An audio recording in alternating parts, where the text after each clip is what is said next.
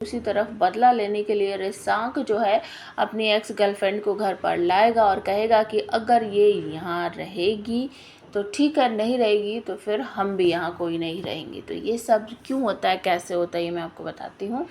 तो घर में एक छोटी सी पूजा है और उसके बाद बुआ माँ जो है जानबूझकर भव्या से कहती है कि जाओ, तुम इस घर की बहू हो तो सारे घर में ये आरती घुमा के आओ। तो भव्या बिना कुछ करे धरे चुपचाप उठ जाती है और कहती है कि अच्छा ठीक है, मैं जाती हूँ। तो प्लेट ले लेती है और सारे घर में वो जो आरती है घुमाती है। और उसके बाद भव्या को बुआ माँ कहती है कि अब ऊपर भी चली जाओ, नीचे नीचे घुमाती रहेगी क्या। तो जो साक्षी है रिशांक की मोम, वो भी वहीं पर खड़ी रहती है लेकिन कुछ नहीं बोलती है। जब बुआ माँ कोई भी काम करती हैं या किसी को डांटती है, फटकारती हैं, तो सारा परिवार जो है चुपचाप रहता है, कोई भी कुछ नहीं बोलता है। तो भव्या कहती है हाँ हाँ मैं जा रही हूँ। तो भव्या देख लेती है कि सीढ़ियों पर ना ऊपर से नीचे तक तेल पड़ा हुआ है। तो भव्या कहती है कि आप मुझे इस सीढ़ियों से ऊपर भेजना चाहती हो या मुझे गिरा कर मारना चाहती हो।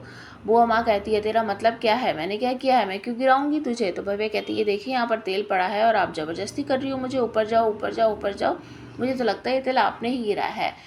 तो इस बात को बुआ माँ ज़्यादा बढ़ा चढ़ा कर शोर शराबा कर सुनाती है। अच्छा तो ये कहना चाह रही है कि मैंने गिराया, तो क्या चाहती मैं पोछा लगाऊँ, ठीक है मैं पोछा लगा देती। तो भव्या जो है वो कहती है कि ठीक है, अगर आपको ऐसा लग रहा है कि ये तेल आपने गिराया और आप पोछा लगा सकती हो तो लगाओ पोछा।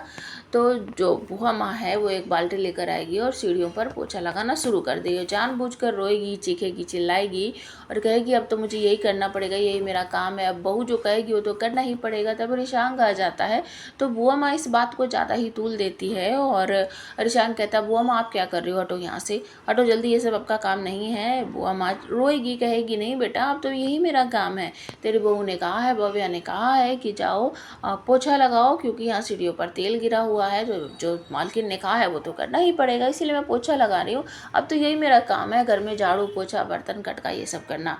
अब रिशांक कहता नहीं, ये सब करने की आपको बिल्कुल भी ज़रूरत नहीं है।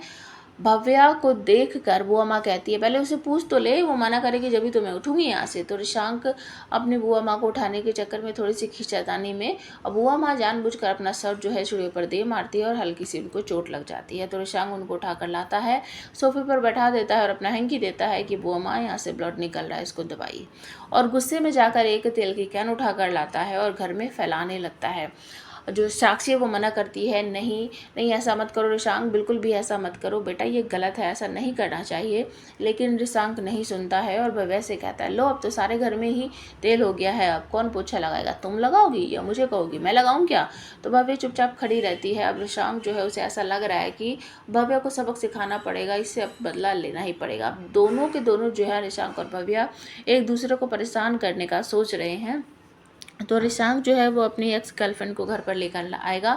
भव्या मना करेगी कि नहीं ये यहाँ नहीं रह सकती और ये घर मेरा है। रिशांक कहेगा कि ये घर तुम्हारा है, ठीक है, अगर ये यहाँ नहीं रहेगी तो हम भी यहाँ से चले जाएंगे। तो भव्या जो है वो उसे परमिशन दे देती है कि ठीक है रिया यहाँ रह सकती है।